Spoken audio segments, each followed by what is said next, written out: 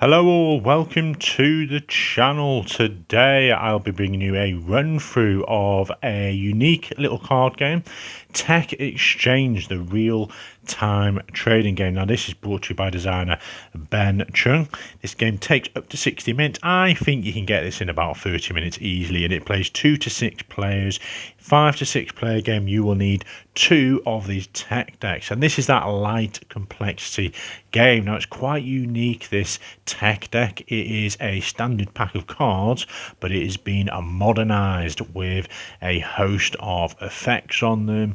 The actual genres, so you've got your clubs here, is known as technology, you've got science, you've got knowledge, and you've got services, and they got some nice information about the inventors of the Internet of Things and some information on them as well. So I love how the standard deck of cards has been manipulated and modernized, and I think I will be carrying this everywhere with me, considering it's just a pack of cards. Now you can play multiple games with this. Another game I'm hoping to bring you guys soon is Gears of Industry, another economic game from the many that Ben Cheung has designed, and I'll put a link down in the video if you're interested in any more of his games. So we've got a run through today, and I have brought you guys an overview on this last week as well. So 2-player game, I would probably play this with 3-4 players plus. 2 players is not the best for a trading game. So each player will have 10 cards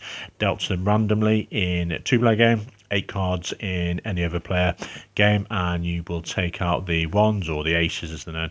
And in this game we are trading stocks. Now there's some description in the rules about the history of trading, but essentially I like to visualize these as companies. You've got 4 companies, they will be getting more valuable throughout the game. There's 3 rounds as such, and each round you'll score points at the end, having revealed, and I'll go through how you score points in a minute, and you'll then reset the table here and do that 3 times and add up your points from round to round. Whoever's the most is the winner. So these companies are going to get more valuable, and you're hoping in your hand of cards keep these secret, and at the end of the round you reveal these, and you're hoping to have either triples, so you'll have say 3 10s, or quadruples, say 4 10s, and you can have up to 1 flush. And for those of you who don't play cards, a flush is a 3 cards or 4 cards in this particular game here of the same suit. So science here, you can have 4 of those, and you can have up to 1 flush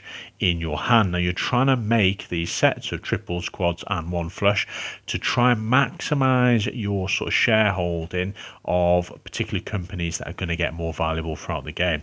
And to start with then, we have, and you'll notice the deck itself has 5 cards turned slightly to the sides to remind you when to stop trading if you ever get that far down.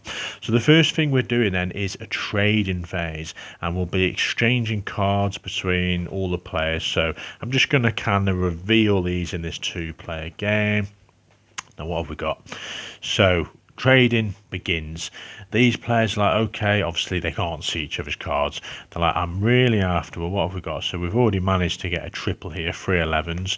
And let's just show you while we're on the topic of how these are going to score. Why are you after a triple? So if one of these companies, so it diversifies your portfolio almost, you've got 3 chances to multiply one of these companies. So let's say throughout the game that knowledge here, this company has gone to 3 cards. That's a strength of 3 for that company.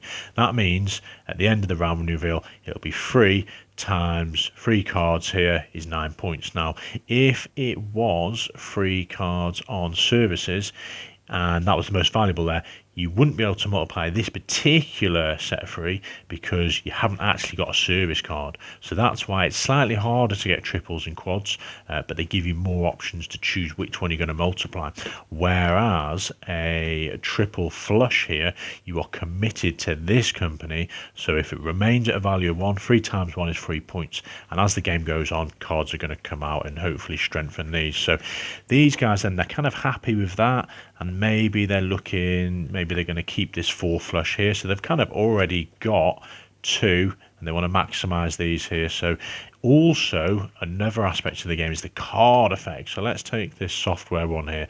We can see at the bottom here, develop. So search the deck for any other technology card, reveal it, take it into your hand and shuffle the deck. There is a host of these effects that really do a good job of relating to what software is. So, developing and searching all that, and look at all these peer-to-peer services and cryptocurrency. So it may be that you actually don't want to reserve one of these cards because you really like the action in trying to get a better hand overall to score. But you should note at the end of a round, whoever has the fewest cards in their hand, everyone will have to discard to that level. So you might have the perfect hand and realize this player has 8 cards, 9 cards, and you have to discard down to that, and you're like, oh no, which ones do I have to disturb? So let's just say we're going to try and keep some of these for their effects, and we're like, okay, I really like this cryptocurrency one. Purchase, look at the top 3 cards of the deck, you'll take one, discard one, and replace one. So we're going to keep that aside for now, and obviously these are all secrets, I've already said. And maybe we're kind of, okay, we want to try and get a 13. So we'd say to our opponents, okay, I'm looking for a 13 in services. If you're not familiar with the technology names, you can, or the modernized names, you can use, the heart there. So they're like, okay, is anyone willing to trade a 13? These guys are like, okay, I've got a 13. I'm happy to do that. I'd be willing to. Well, I'm after, a free. So the trade's being done.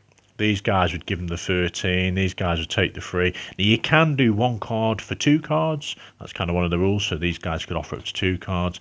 They haven't actually got a 13 in this case, but let's say they're going to give them a 12. So they've done the swap. Now, every time a transaction happens, and, in a 3, 4, 5 player game, this might get a bit hectic because everyone's trading at the same time. It's simultaneous. Each time a trade is completed, you take the card from the top of the deck, and whichever suit it matches. So we've got the knowledge here, you pop it down there, and people keep trading. Now, once one of these, they're known as stock stacks, but I can't repeat that over and over, I'm sure I'm going to mess it up, but essentially once one of these piles has hit free, so another trade has happened and that one's been added there, so you can slowly see how these companies are evolving and getting stronger, and it might manipulate how you then, you thought you were doing well with this flush here and this triple, but in fact, these are the 2 companies you want to be getting into. And you might be like, okay, I'm not going to go for this triple. Well, actually, this triple's not too bad because it's kind of focused on these 2, so you diversified a bit. But these, you're like, okay, I'm not going to go for the flush. This player's after, a 7. I'm like, okay, I'll do the 7, and I'm actually after another 11. And they haven't got an 11, but you keep trading. Every trade, you reveal these, boom. Now, once one of these stock stacks has hit free, that is the end of the first trading phase. Then each player, so one of them's a start player, let's say these guys, they will get to choose one of their card effects. So they're looking at the cards and like, right, I really wanted to play this software. They are going to discard this one, and it says develop. Search the deck for any technology card. How powerful is that? So you're going to go in here, and if it was technology you're after, if you needed that particular effect, and reveal it. So you'd show everyone that card. So you're telling the truth. Take it into your hand, and then shuffle the deck. Okay, so you've played your effect.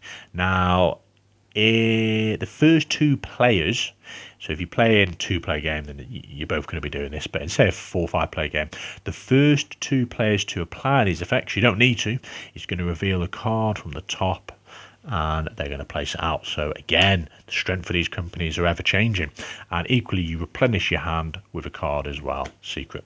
So these guys, if they want to do an effect, let's just say they do this one, boom, look at the top 3 cards of the deck. So we're going to discard that, we're going to take 3 cards. It says look, it doesn't say reveal, so you're going to have a sneaky peek at these, and you are going to take one, discard one, and replace one. So we're going to say we're going to take this one. I haven't thought too much about what I'm actually after. We're going to discard this one, which is open information, and we're going to replace one.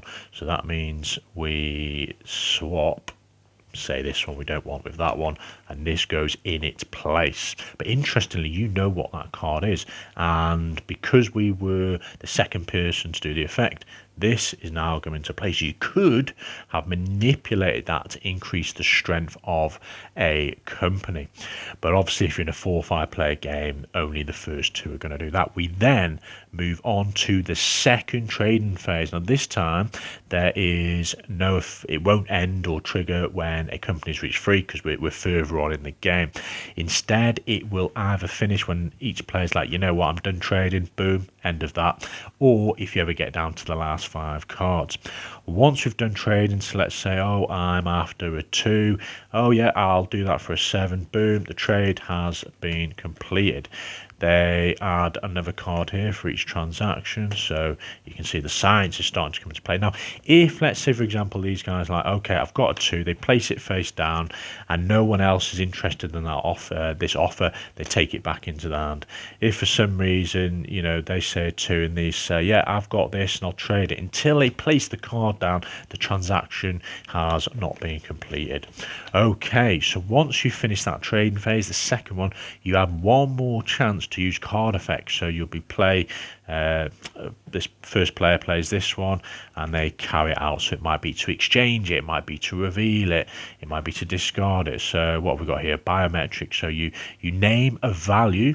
If any player has a card of the named value, they discard it and draw a card. That's powerful, and it's interesting how they actually match how, you know, biometrics may work. You're kind of searching for a certain card. If you got it, you know, you've been discovered and you have to discard it, and they draw a new one. So, you know, they've played that, they draw a new card, and again, the first 2 players to do so would have revealed one of these, and they would have increased the values. Then you go on to revealing. So you reveal your hand, and before you reveal, you're going to go down to the lowest number of cards that every player's got. So let's say these guys had 9 cards, this player's got 11. They're like, okay, I'm going to have to discard these 2. Boom. You're then trying to score. So I have not been paying attention, but we've still got that triple. What else have we got? We haven't really got anything else. We've got two of those and 1. So no, we've only got the triple we're scoring. Now obviously you would have been aiming for a better mix. We've got a flush of 3 there, a flush of 4. Have we got 12s? We've got 2 12s, so we haven't really got anything else there. So obviously you probably would have had a much better hand than me. So scoring then. So these guys can pick any one of these types of card suits. So let's say the most valuable is the knowledge here. So we're going to utilize this 3 cards times the 4 is 12 points. Obviously, if we'd have tried our best to get a quad here, 4 cards, that could have been 4 times 4 for 16, which is really impressive considering we made nothing else of these cards. Now these guys, it's a flush. They are committed to science. So 4 cards times the 2 is 8 points. Keep a note of those scores somewhere. Change the start player, redistribute and shuffle all these cards here, so you've just got the ones remaining, and you play exactly the same again for 3 rounds and see who has the most points. Now there is some wild cards that should be mixed in the deck as well. When these come out, you have a chance to swap these with any of the cards in play there, so that's a nice little twist. Now that is one game, folks, Tech Exchange. It's, you know, this is one of the games of many that Ben Cheung has himself self-published. As a stock market game goes, it's okay, but I am absolutely in love with this deck. You know, in terms of modernizing a deck of cards, you know, wireless systems, data analytics. You've got, you know, some information, Sir William Herschel there. You've got, you know, hand and finger images captured for identification purposes. So you can, you know, learn a lot from these card repair services, and the effects themselves do a really good job of sort of subtly implementing with just a deck of cards, you know, these particular, you know, online advertising. You promote, so the players with the least number of cards draw a card. If tied, all the tied players draw a card. The internet, so loads. Look at all these, folks. So you can do a lot of things with this deck. So there we are, Tech Exchange. If you are after an overview, check out the video I brought you guys last week. Enjoy.